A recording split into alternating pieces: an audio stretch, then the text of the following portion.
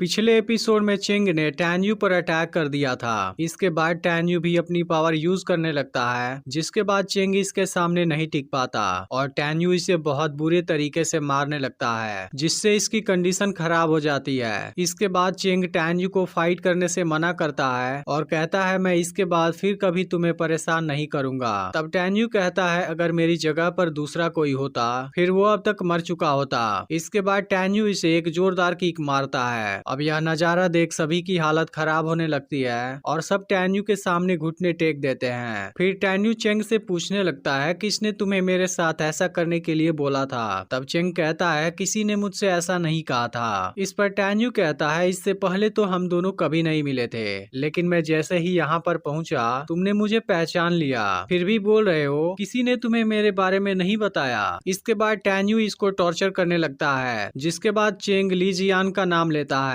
यह सुनकर टैन्यू इसके बारे में और इसके पीछे की वजह पूछता है। तब चेंग बताता है ली जियान हमारे 12 एल्डर का स्टूडेंट है, जिसके पास थंडर वाली खतरनाक पावर है। कल उसने मुझे तुम्हारा पोर्ट्रेट दिया था और तुम्हें मारने के लिए बोला था। इसके अलावा मुझे और कुछ पता नहीं है, मैंने तुम्हें सब कुछ बता दिया।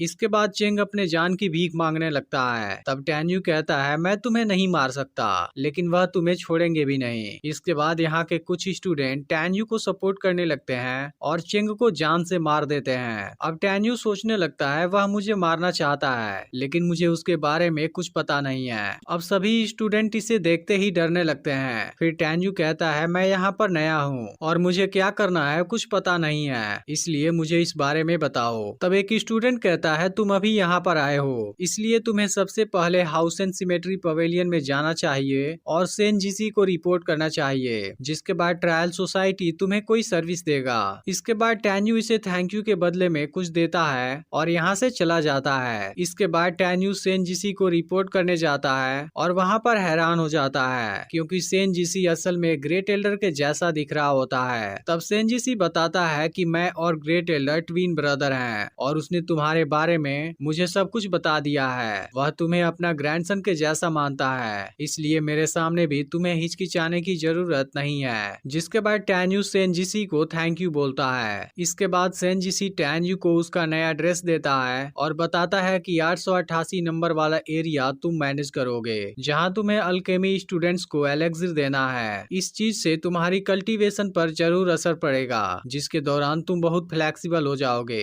इसके बाद सेनजीसी कहता है मेरे दूसरे भाई ने तुम्हारे लिए एक प्रॉमिस लिया है, मुझे उम्मीद है तुम उसे हमेशा याद रखोगे, क्योंकि अगर इन 10 सालों में तुम्हारा परफॉर्मेंस अच्छा नहीं रहा फिर मेरे भाई को मौत की सजा मिलेगी। अब उसकी जिंदगी दांव पर लगी है, मुझे पूरा उम्मीद है तुम हमें निराश नहीं करोगे। इसके बाद सेनजीसी टैन्यू को एलेक्सिर का कल्टीवेशन मेथड देता है, जो कि लिंगसान मेडिसिनल सोर्स का है। फिर कहता है अगर फ्यूचर में कभी कोई चीज समझ ना आए फिर तुम मेरे पास जरूर आना। तब टैन्यू सोचता है जितना जल्दी हो सके मुझे इस आइडेंटिटी से छुटकारा पाना है। फिर हम एक एरिया को देखते हैं जहाँ कोई स्टूडेंट के साथ बहुत बुरे तरीके से पेश आ रहा होता है और इनको बुरे तरीके से टॉर्चर कर रहा होता है, लेकिन तभी टैन्यू भी यहाँ पर आ जाता है और एक स्टूडेंट को बचा लेता है। अब इस बात से यह आदमी टैन्यू पर अटैक करने जाता है, लेकिन टैन्यू बहुत आसानी से इसको रोक लेता है। फिर कहता है पता नहीं तुम्हारे जैसे लोग कहाँ से आ जाते हैं, तुमने मेरे साथियों को इस तरह से टॉर्चर कैसे कर दिया। जिस पर आदमी कहता है यह पूछने वाले तुम कौन होते हो। इस बात पर टैन्यू इसे एक जोरदार पंच देता है और यहाँ के स्टूडेंट को अपने साथ खड़ा होने के लिए कहता है, जिस पर आदमी बोलने लगता है मेरे ऑर्डर के बिना